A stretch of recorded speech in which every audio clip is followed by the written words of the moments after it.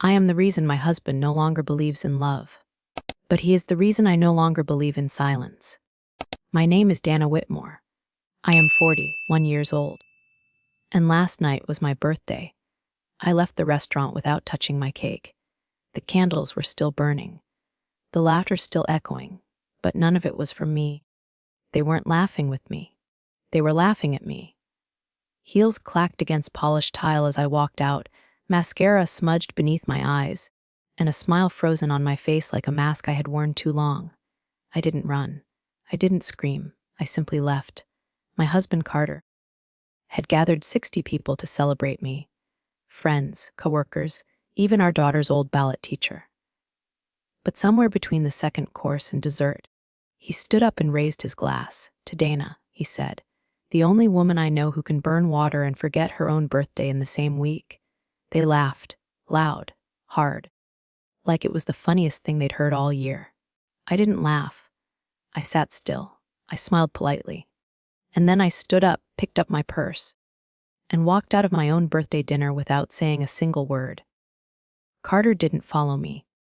He stayed behind with his team, his charm, and the 26-year-old event dancer named Lila, who blew him a kiss from the stage while I walked into the dark alone.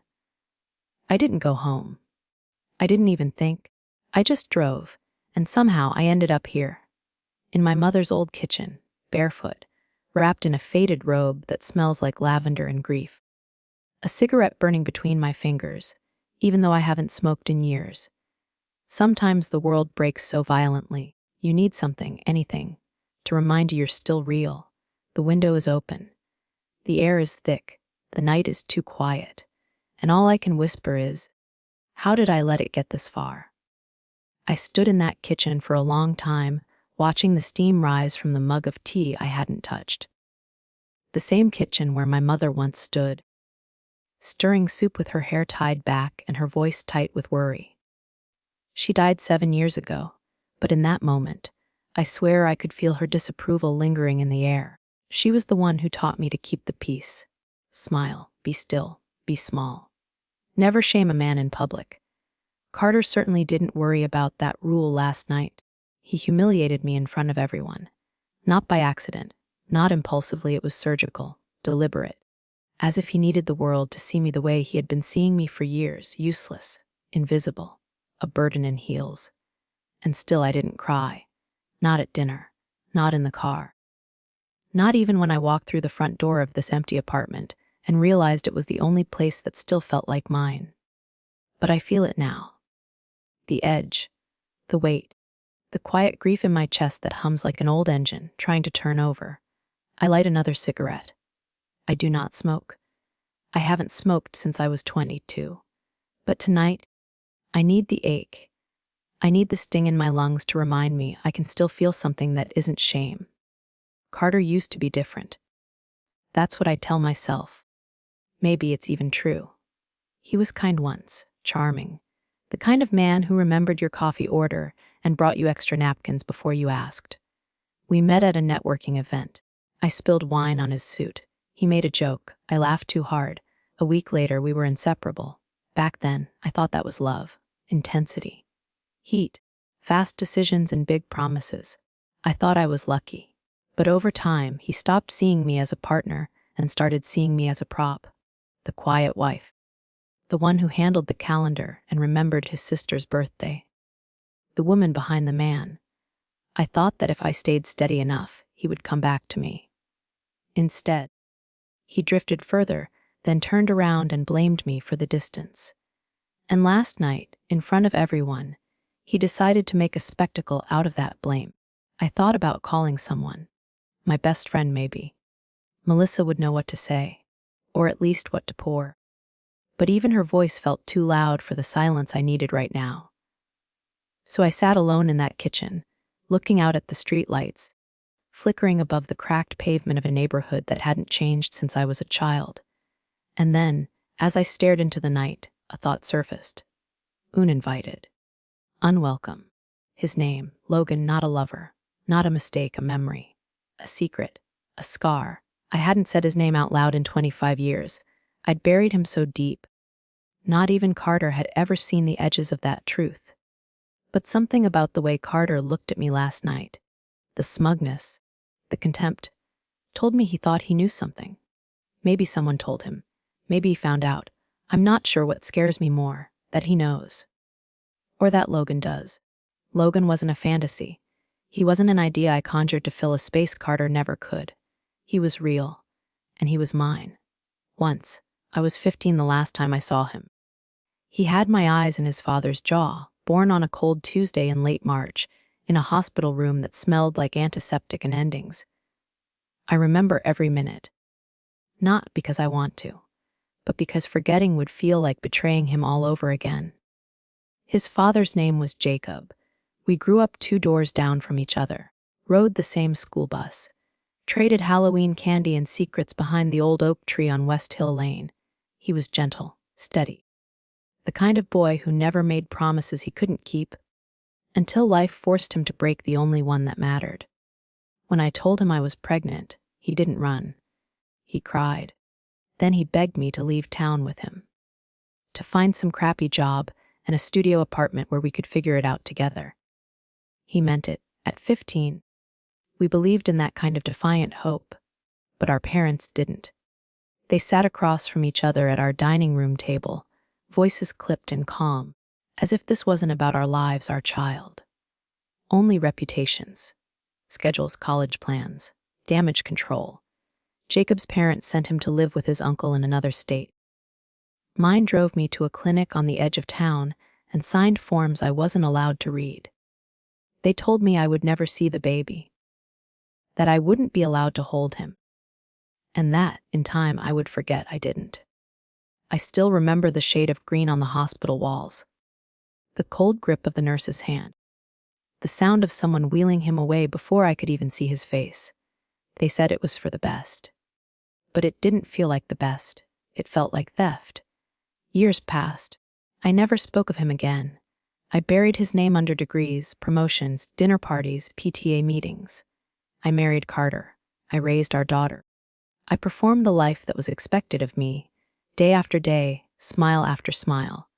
But some nights, when everything was quiet and I was just a shadow in my own home, I'd whisper to the ceiling, "Logan, I don't know what I thought that would do. Maybe nothing. Maybe everything." I never told Carter. It wasn't a lie, not exactly. It was a silence, a choice to protect something fragile, something I wasn't sure would survive the weight of his judgment. Or worse, his indifference. But now, I wonder, was that why he changed? Did someone tell him? A letter, a rumor, a trace of the past I thought I had erased. He had been cold lately, sharper with his words, too quick to judge, too eager to mock. I thought it was work stress, midlife angst, boredom. Now I'm not so sure. Last night wasn't just cruelty. It was punishment. And part of me wonders, what exactly was I being punished for? I didn't sleep. I lay on the couch, the same stiff floral one from my childhood, staring at the ceiling for hours. The shadows moved across the room like ghosts. Every creak in the walls felt like the house breathing, remembering. At some point, I must have dozed off. Not sleep, not really. Just that heavy kind of drifting where your body goes still, but your mind won't shut off. When I woke up, the light through the curtains was pale and watery, the color of early grief. The clock said 1811. The world was moving on, but I wasn't ready to. I sat up slowly, bones aching from the angle I had curled into. I wandered to the kitchen and started making coffee like muscle memory. Measure, scoop, pour. The ritual felt sacred, familiar. I used to do this every morning while Rachel got ready for school, while Carter slept in, while I made it all look easy. I didn't check my phone. I didn't need to. He hadn't called. He wouldn't. Not because he was giving me space, but because he didn't think I deserved any. And strangely, that truth didn't sting like it used to. It felt like clarity. I had just taken my first bitter sip of coffee when I heard it. A knock at the door. Not urgent, not impatient, just there. I froze. No one knew I was here. Melissa was at work. Rachel was on campus. I wasn't expecting packages, and Carter wouldn't dare. I stepped toward the door, each footfall slow, steady. Looked through the peephole. and everything stopped. There was a young man standing on the porch, mid-20s tall, light brown hair, tousled like the wind hadn't made up its mind. He had a small envelope in one hand, worn at the corners. His other hand hung stiff at his side. He didn't look threatening, but something in me recoiled anyway, because some part of me already knew. I opened the door just enough to speak. "Can I help you?" He looked up. His eyes locked on mine, and the world seemed to tilt sideways. "Are you Dana Whitmore?" I didn't answer right away, I just nodded. He cleared his throat, his voice uncertain but steady. "My name is Logan." And then, softer, "I think I'm your son." For a moment, I couldn't breathe. Not like I was panicking, not gasping, just forgetting. Like the simple act of drawing air had left me completely. My knees buckled before I could stop them. The floor rushed up too fast, and then, darkness. When I came to, I was back on the couch. The same couch I had collapsed onto the night before. The room smelled faintly of burnt coffee and something unfamiliar. Aftershave, maybe. Clean linen. Warm air. There was a glass of water on the table, and someone kneeling beside me. I turned my head, and there he was, Logan. He looked concerned. His hands hovered in the air like he was afraid to touch me. His eyes were wide and soft and unsure. I sat up slowly, one elbow at a time. "I'm so sorry," he said quietly. "I shouldn't have come without warning." I didn't respond. I just stared, really stared, and that's when I saw it. The way his jaw tensed, just like Jacob's had when he was nervous. The slight crease between his eyebrows, the curve of his lower lip. He looked like someone I had known my whole life and yet hadn't seen in 26 years. How did you find me?" I whispered. His voice trembled slightly when he answered. "I've been searching for years. Your name was redacted from the files, but I had clues. A nurse who remembered a girl named Dana. A woman who cried the whole day. She worked at the children's home where I grew up. She's the one who raised me. Her name was Margaret." I blinked. The name didn't mean anything to me. But what did was the way he spoke it, with reverence, with warmth. "She gave me her last name for a while. But I always knew I didn't belong to her. She told me about the day I arrived, how young the mother was, how scared. But she never judged you. And neither did I." My throat closed. My vision blurred. I wanted to say something, anything, but no words came. My hand moved on its own. It reached out, trembling, and rested lightly on his cheek. "You're real," I said. "You're really here." He nodded. We sat like that for a long time, no explanations, no apologies, just presence. Two lives colliding again, not with a bang, but with a breath. "I didn't come to disrupt your life," he said finally. "I just needed to see you. Once. If you don't want to see me again, I'll go. I'll never bother you." "No," I said too quickly, too loudly. My voice cracked. "Don't go." He looked surprised, and maybe I was too. Because I didn't know what I was feeling, grief, joy, shame, terror, all tangled into one impossible ache. But I knew this moment was going to change everything, and I wasn't ready to lose it again. Not yet. 2 hours later. Melissa was standing in my doorway with a bottle of rosé and that expression I hadn't seen in years. The one she wore in college whenever she thought I was about to make a terrible decision. Back then, it was usually about men. Now, apparently, it still was. "I'm sorry for dragging you out of work," I said as she stepped inside. She kicked off her heels and handed me the wine. "I thought you were going to say you needed alcohol, but emotional validation works too." We laughed. The kind of laugh that doesn't solve anything, but keeps you from falling apart. Logan was in the living room. I hadn't told Melissa everything yet. Just enough to make her cancel her meetings and drive across town without asking questions.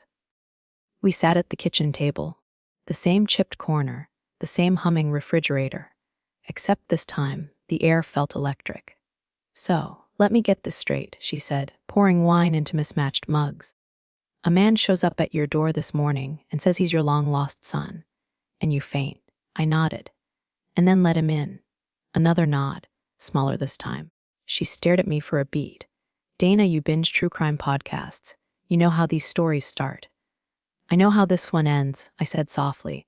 I saw his face smell. He looks just like Jacob. That stopped her. Jacob, the name I hadn't spoken aloud in over 2 decades.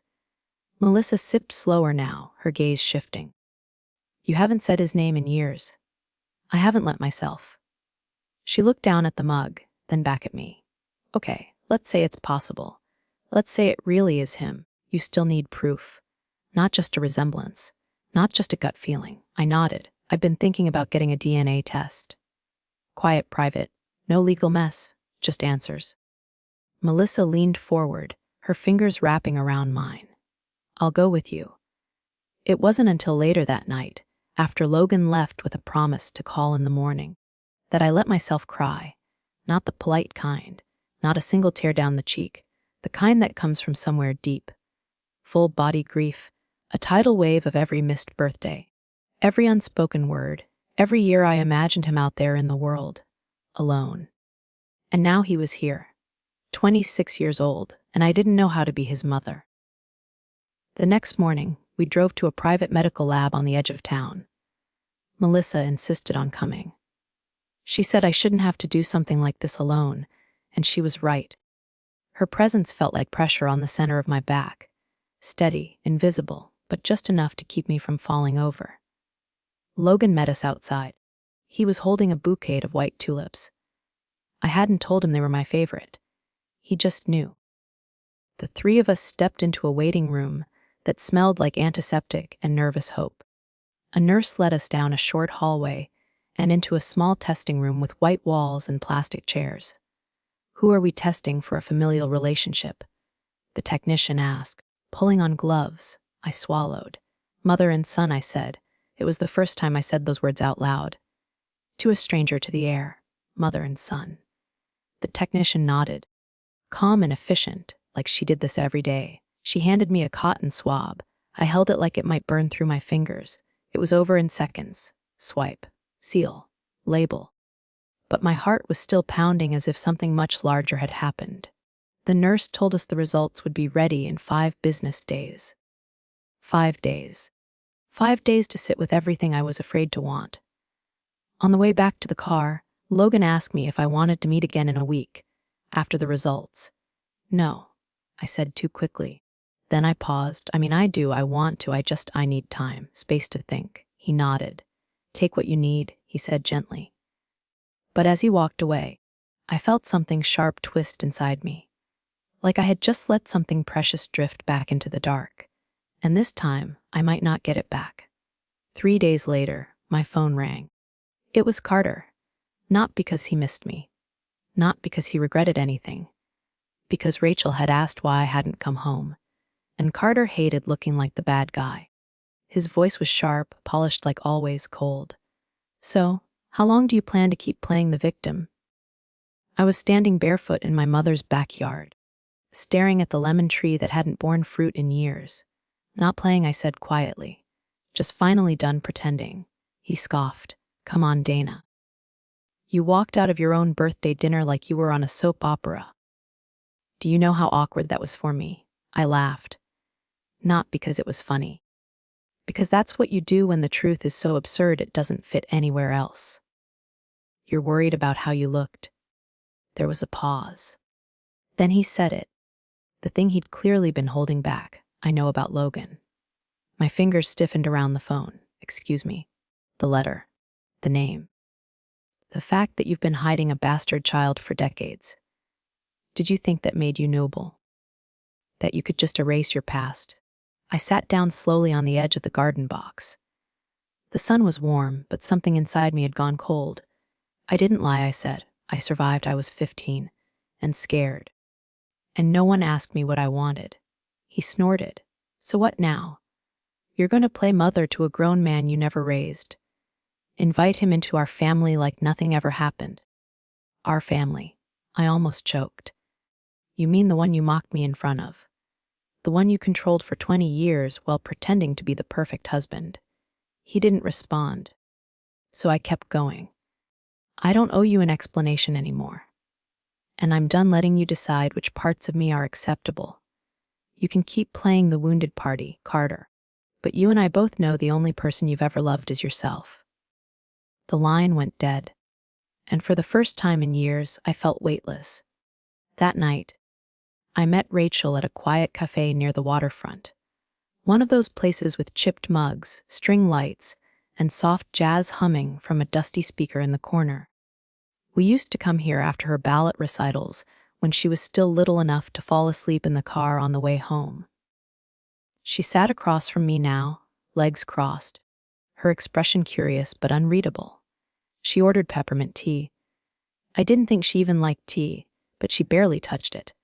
I stirred my coffee, even though I hadn't added sugar. My hands needed something to do. "There's something I need to tell you," I said. Rachel looked up, instantly alert. "Is it about Dad?" I shook my head. "No, not this time then." "What?" I took a breath. I had practiced this moment 100 different ways, and now that it was here, I could feel every version of it slipping through my fingers. "Before I met your father, long before I had you, I had a son." Rachel blinked. I watched her face shift. Confusion, disbelief, a pause as if waiting for the punchline. "You mean I have a brother?" I nodded. "His name is Logan. I was 15. It wasn't something I chose lightly. But back then, my parents made the decision for me. I never even got to hold him." Rachel didn't speak for a long moment. She looked down at her tea, then up at me again. "Why now?" "Because he found me. 3 days ago, he showed up at my door. And he looks like everything I thought I'd never get to know." She leaned back slightly, folding her arms across her chest, a shield, a line. "Does Dad know?" "Yes. And he reacted exactly the way you'd expect." Rachel snorted softly, "So terribly." I smiled. "More or less." She tapped her nails against the side of her cup. "I don't know what to say. I thought I knew you. And now there's this whole other part of your life that I never even knew existed. I wanted to tell you. So many times. But I was afraid it would change the way you saw me." She looked at me again, really looked, and I saw not a girl anymore, but a woman. One who had begun to carry her own grief, her own walls. "Can I meet him?" That caught me off guard. "You want to?" She nodded. "He's my brother. Whether it makes sense or not, he's here. And if he wants to be part of your life, then I think he should be part of mine too." Something cracked open in my chest. I reached across the table and took her hand. "Thank you," I whispered. She shrugged like it was nothing. But I saw the flicker of emotion behind her eyes. "Besides," she said, "I always wanted a sibling. Maybe someone who'll actually text me back." We laughed, and just like that, something in the air shifted. It wasn't light, not yet. But it wasn't heavy either. It was new. 2 days later, we arranged the meeting. At Melissa's house. Neutral ground. When Logan walked in, Rachel stood up, unsure what to do. He hesitated, then offered a hand. She ignored it and hugged him, not politely, fully, like someone choosing to cross the bridge, no matter how unstable it looked. That night, we sat on Melissa's porch under warm string lights. The three of us. Logan told us about his childhood, about Margaret, the woman who raised him, about his job as a trauma nurse, his love of old records, and his irrational hatred of tomatoes. Rachel told him about her debate team, her roommate's terrifying cat, how she once dyed her hair blue just to spite a boy. I didn't speak much. I just listened. And for the first time in a very long time, I felt like a mother again. Not just to the daughter I raised, but to the son I lost. Carter showed up 3 nights later, uninvited. I was in the living room with Melissa, sorting through old photo albums we had found in my mother's closet. Pictures of Rachel as a toddler, my high school graduation, a blurry shot of Jacob in the distance, taken just weeks before everything changed. Rachel was upstairs on a call. Melissa was pouring us both tea when the doorbell rang. I opened it without thinking. And there he was, Carter, creased suit, jaw clenched, hair too neat. His eyes were sharp but not confident, desperate, like a man who had lost something he hadn't even realized was his. "You haven't been returning my calls," he said, stepping forward like he still had the right to. "I wasn't planning to," I replied. He glanced around the room behind me. "Where's Rachel?" "Upstairs." He nodded once, then lowered his voice. I don't think you understand what you're doing, Dana. This reunion fantasy. It's reckless. It's confusing her. She's not confused, I said. She's just not blind anymore. He flinched. You really think you can rewrite the past? Just drop this grown man into our lives and pretend everything makes sense. I stared at him. Calm, I'm not rewriting anything. I'm telling the truth. For the first time in years, he scoffed. Oh, so now you're the hero. After lying to me. After lying to Rachel. I stepped closer. You don't get to talk about betrayal, Carter. Not after what you've done to me. Not after every dinner party you turned into a public performance. Not after every little sigh and joke you used to chip away at who I was. He opened his mouth, but I didn't let him speak. You lost control, Carter. That's what's killing you. Not Logan. Not Jacob. Not even me. Just the simple fact that no one's afraid of you anymore. I stepped back and opened the door wider. You need to leave. He looked at me. Fists clenched, mouth tightening like he was trying to find the right threat. I'll fight you in court, he said. You think you'll walk away with the house? The assets. I smiled, slow and tired. You can have the house, Carter. I'm building something better. That's when Rachel came downstairs. She had heard everything. She didn't shout. She didn't cry. She just looked at him steady and unshaken. Dad, she said, you should go. Carter turned surprised. Rachel, I don't, she said. We're done watching you tear her down. He didn't argue after that. He just stepped outside and let the door close behind him. Melissa exhaled. Damn, I laughed. Even though my hands were shaking, I didn't think I had that in me. She wrapped an arm around my shoulder. You always did. You just forgot. Later that night, I stood on the back porch, a blanket wrapped around my shoulders. The stars above were clearer than they had been in months. I looked up and whispered something I hadn't said since I was 15. Thank you. To no one, and maybe to everyone, because something inside me had cracked open, not from pain, from release. The call came 2 days later. I was folding laundry in the guest room. Not because it needed to be done, but because I needed something simple. Something I could hold, smooth out, put away. Something I could control. The phone rang just after noon. Unknown number. My heart stuttered in my chest. I answered on the third ring, trying to sound like someone who wasn't already breaking inside. Is this Dana Whitmore? Yes. This is Federal Ridge Lab. We're calling to confirm the results of your DNA relationship test with Mr. Logan Michaels. I sat down slowly on the edge of the bed. Based on the samples provided, the probability of maternity is greater than 99.99%. There was a silence between us. Not awkward, just wide. Thank you, I said. I hung up, and for a long time, I didn't move. Not because I was in shock, not anymore. Because I finally felt still. Logan was mine. No more wondering, no more guilt wrapped in doubt. Just truth. Later that evening, I met Rachel at the same cafe where we had spoken before. The air was humid, the sky beginning to pinken at the edges. She had her hair tied up, a denim jacket draped over her chair. She ordered peppermint tea again.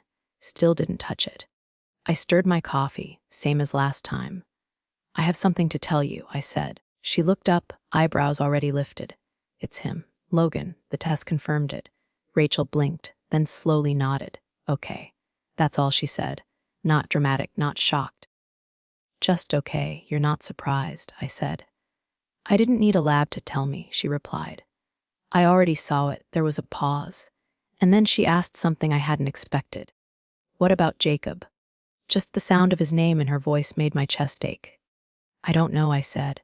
I thought he was gone. I assumed he moved on, built a life, forgot me. But now Logan is here. And someone must have raised him. Someone gave him a name, a place, a story. Rachel looked down at the table. Do you want to find him? I hesitated. Yes. No. Maybe. I don't know what I want, I admitted. But I know I can't go back to pretending none of this happened. Rachel reached across the table and took my hand. Then let's stop pretending. The idea of finding Jacob had always felt impossible. Not just because of time. Because of what it meant. I wasn't sure I wanted to find him. I was even less sure he'd want to be found. But Logan, he knew. Of course he did. If he had spent years looking for me, it only made sense that he'd search for Jacob too. So the next morning I asked him. We met at a quiet park halfway between our homes. The grass was still wet with dew, the sky soft and gray. He was sitting on a bench beneath an old tree, fingers nervously fidgeting with the strap of his watch. When I arrived, he stood. "I wasn't sure if I should tell you," he said. "I didn't want to overwhelm you." "You couldn't?" I said. He smiled gently, then reached into his bag and handed me a folded piece of paper. "I think this is him." I opened it with slow hands. Jacob Evans, high school history teacher. Lives in Somerset, a few towns over. Married once, divorced, no kids. There was a small photo attached to the article, a staff directory headshot. He looked older, yes, but not lost, not bitter, just grown. "Do you want to reach out?" Logan asked. I stared at the paper for a long time. "I don't know," I whispered, "but I think I have to." That night, I sat at the small desk in my mother's old bedroom, the same one I had studied at as a teenager. The same one where I had first traced the shape of my own name, imagining a future I never got to choose. I pulled out a blank sheet of paper. Then another. It took 3 drafts. 4 tries to seal the envelope, 2 days to walk to the mailbox. And then, nothing. A week passed. No call, no message. And I told myself it was okay, that he didn't owe me anything, that some silences were earned. But on a quiet Thursday morning, my phone rang. Unknown number. I answered. Dana. It had been over 26 years since I'd heard that voice, but I knew it instantly. Jacob. His voice had changed. It was older, rougher at the edges. But beneath all that, there he was. The boy who used to write his initials next to mine on the back of his notebooks. The boy who once whispered promises into the night when we had nothing but fear in each other. "I almost didn't call," he said. "I read your letter a dozen times before I believed it was real." "I almost didn't send it," I whispered. "But I thought you deserved to know." There was a pause, not heavy, just full. "And Logan," he asked. "He found me a few weeks ago. He's incredible, Jacob. You'd be proud." "I already am," he said softly. We spoke for over an hour. About what we lost, what we survived, what we never stopped wondering. And when we finally hung up, I sat in silence. Not grief, not guilt, just breath, and something that felt like peace. We met at a small inn tucked between vineyards and wild lavender, neutral ground. It was Logan's idea, somewhere soft, somewhere quiet. A place where the air didn't carry judgment, only possibility. I saw Jacob before he saw me. He was standing by the front steps, holding a bouquet of marigolds. He looked the same and completely different. Older, yes, but not hardened, not distant. His eyes scanned the parking lot slowly, like he wasn't sure this moment was really happening. When he saw me, he smiled. And just like that, 26 years folded in on themselves. We didn't cry. We didn't run. We just walked toward each other slowly, like 2 people who had learned not to rush into anything fragile. "Hi," he said. "Hi," I replied. He reached out and touched my hand. Not a grab, just a brush. As if to ask, "Is this real?" I nodded. Then Logan stepped out from behind me. Jacob turned to him. And for a long moment, neither of them spoke. Then Jacob said, "I never stopped wondering if you were out there." And Logan, he smiled. Not the polite kind. Not the guarded one. A real smile. "I never stopped hoping you'd find me." They hugged, no music, no speeches. Just arms, just breath, and something shifting in the air around us. Something beginning to heal. We sat together for hours that day under the shade of an old oak tree behind the inn. Rachel joined us later. She didn't say much at first. Just took in the scene, eyes moving from Jacob to Logan to me. She sat beside me, quiet, calm. And for the first time in my adult life, I looked around and saw a family. Not perfect, not polished, but real ours. Carter couldn't stay quiet for long. The silence didn't suit him. He needed control, an audience, something to push against. And when I stopped reacting, he came looking for it in person. He showed up uninvited on a Wednesday evening.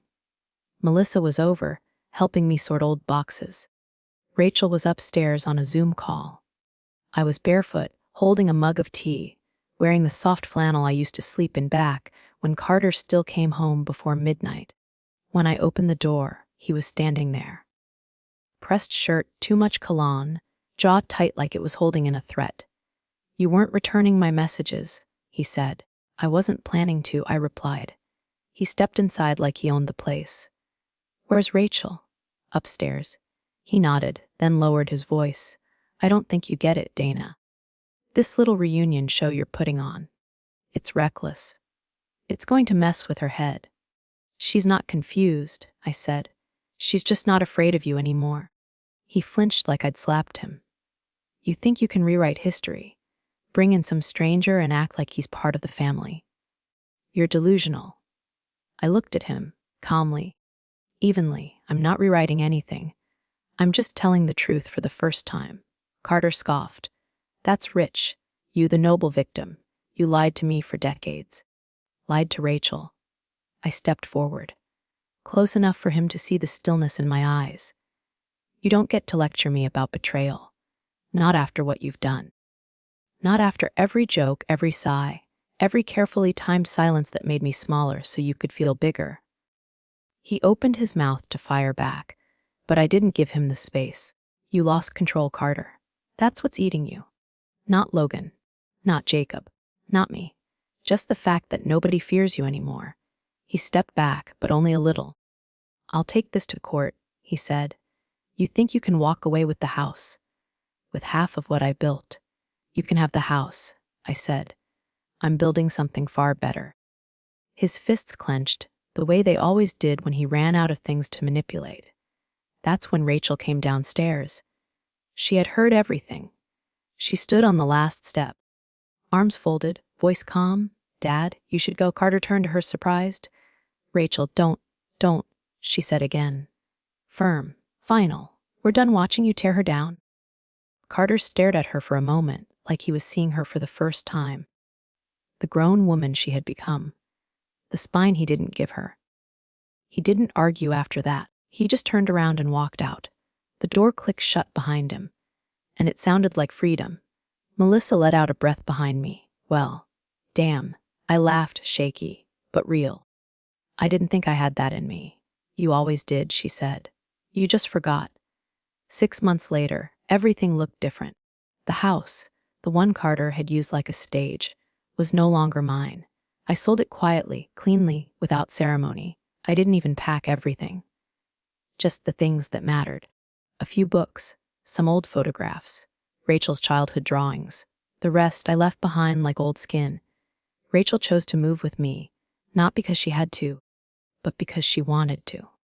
We found a small craftsman-style home near the coast, where the salt air kissed your skin before you even saw the water. Melissa helped decorate. Logan installed the porch swing himself. Jacob sent a box of vintage history books, tied with twine, with a note tucked inside. "For when you're ready to start again," it read. He didn't rush me, he never did. But he came to visit, and one morning, while I was walking through the farmer's market, I looked up and saw him standing beside Logan. Sunlight caught in both their hair, and I felt something old in me soften. Not vanish, just shift. There was no grand reconciliation. No promises whispered over wine, just dinners, long walks, shared silence. A rhythm slowly returning. Rachel thrived. She started teaching part-time at a local college, mentoring young women in communications. She said she wanted to help them find their voices before it took them decades like it did for me. Logan visited often. Sometimes he brought Margaret, his adoptive mother. She was kind, gracious, full of quiet warmth. She called me Dana at first.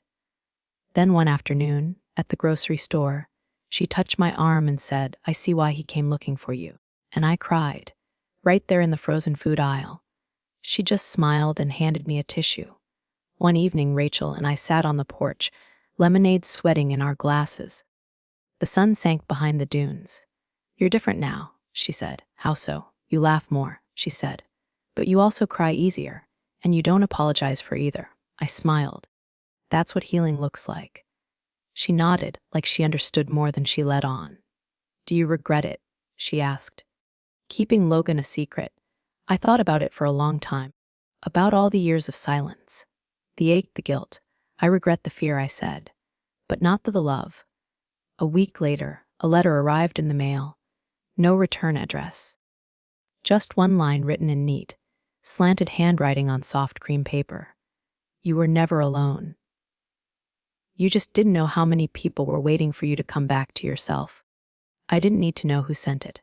I felt it. Because they were right. For so many years, I believed my story had ended behind a clinic door at 15. With tears I wasn't allowed to shed, and a goodbye I was never allowed to speak. I thought silence was strength. That surviving meant staying small. But I know better now. The deepest scars we carry often aren't left by others. They're carved by the versions of ourselves we were forced to become. Out of fear, shame, obligation. But silence doesn't protect us. It only buries the truth deeper, and the truth always finds a way back. What I've learned is this: forgiveness doesn't mean forgetting what hurt you. It means releasing the version of yourself who accepted the pain as normal. You are allowed to begin again, not when everything is fixed, not when you feel ready, but right now, exactly as you are. If this story touched you, or reminded you of something you've carried in silence, I hope you share it with someone who needs to hear it. Leave a comment. Tell me what part stayed with you.